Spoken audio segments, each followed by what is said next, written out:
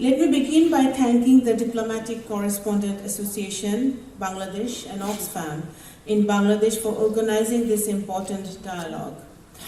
I also appreciate the presentations shown today that reflects the reality of the grave situation. I'm particularly pleased to be here because this is not simply another discussion on the Rohingya crisis. It is a moment of reflection. It is a moment of reckoning. And most importantly, it must be a moment for renewed action. The title of today's dialogue is deeply significant. A decade of Rohingya crisis from humanitarian response to sustainable solutions. 10 years of indeed a long time. For a government, it is a policy cycle. For an institution, it is a planning horizon. But for a child growing up in a refugee camp, 10 years is a childhood. For a young person, it is an education lost. For a family, it is a decade without a home.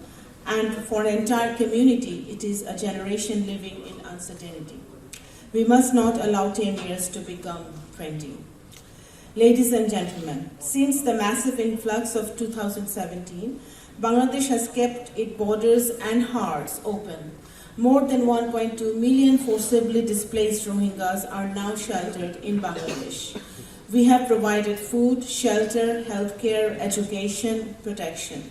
And we have done so despite our own development challenges, despite limited land, despite high population density, despite enormous pressure on our infrastructure, environment, public services, and host communities.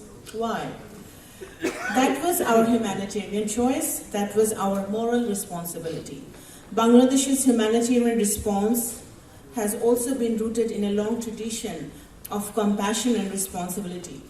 In 2017, when the latest influx began, late Prime Minister Begum Khaleda Zia was the first among the political leaders who made statement for the Rohingyas to be allowed refuge in Bangladesh on humanitarian grounds.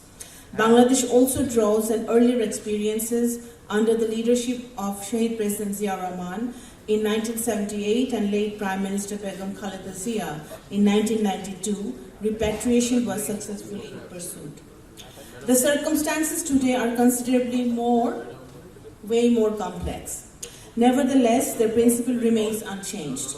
Bangladesh will continue to pursue a dignified and sustainable return of the Rohingyas through both bilateral and multilateral engagements. But humanitarian generosity must not become an excuse for international inaction. Bangladesh can provide shelter, Bangladesh can provide humanitarian assistance, Bangladesh can help preserve dignity, but Bangladesh cannot resolve a crisis that Bangladesh did not create. Distinguished guests, the humanitarian situation remains extremely serious, funding is declining, needs are not. The 2026 Joint Response Plan has already been reduced, yet the humanitarian needs remain immense. Food, nutrition, wash, education, protection are not luxuries, they are lifelines. Any major funding gap will have consequences for the Rohingyas, for the host communities, for camp stability, and ultimately for regional stability. We therefore urge our international partners, do not let humanitarian fatigue become humanitarian abandonment. The world has many crises, we understand that, but a protracted crisis does not become less urgent simply because it becomes less visible. Ladies and gentlemen, there is another dimension that we must confront honestly. The people of Cox's Bazar have carried an extraordinary burden. They have shared their land, resources, and communities. Their livelihoods have been reflected, their environment has been strained. Their public services have become under pressure. Their generosity must not be taken for granted.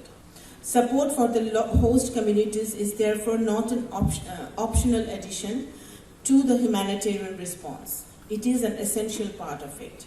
But let me also be clear, humanitarian assistance is necessary, but it is not the solution.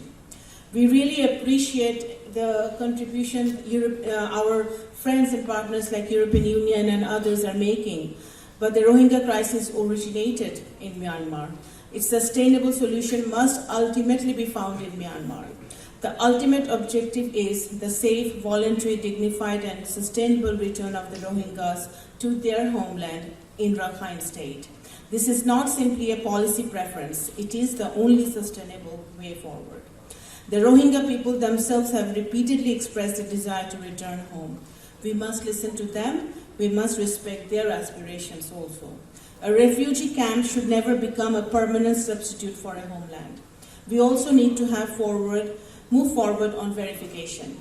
The verification process must be expedited on the basis of the agreed bilateral instruments, taking into account children born in the camps. It must also take into account those who have arrived from Rakhine since 2017. Accurate data is essential. Credible verification is essential, and a credible verification process can become an important confidence-building measure between the two sides. That is why Bangladesh remains committed to engaging constructively. We will continue to work through bilateral channels, through the United Nations, through regional mechanisms, and with our international partners.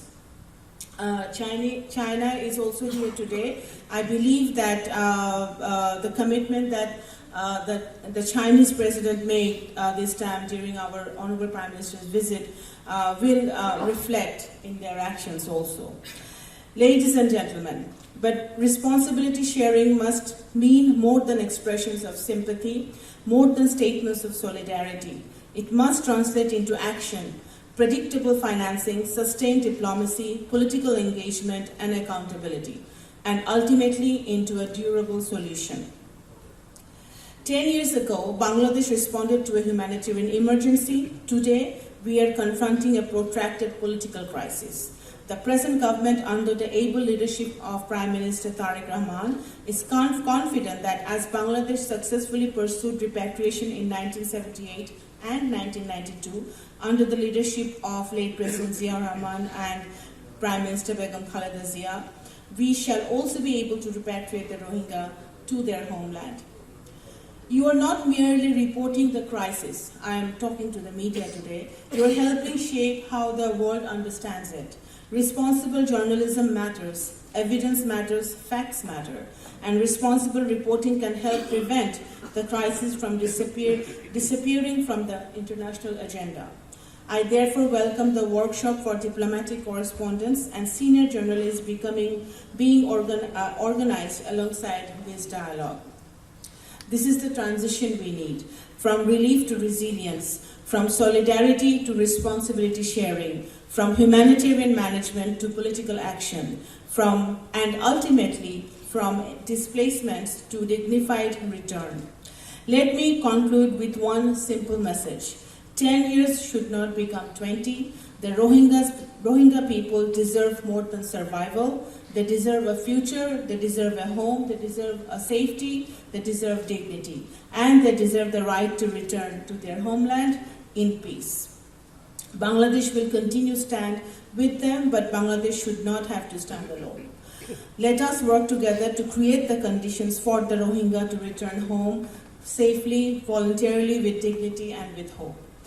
That is not merely a humanitarian imperative, it is a political responsibility, it is a moral responsibility, and it is a responsibility that the international community must shoulder together.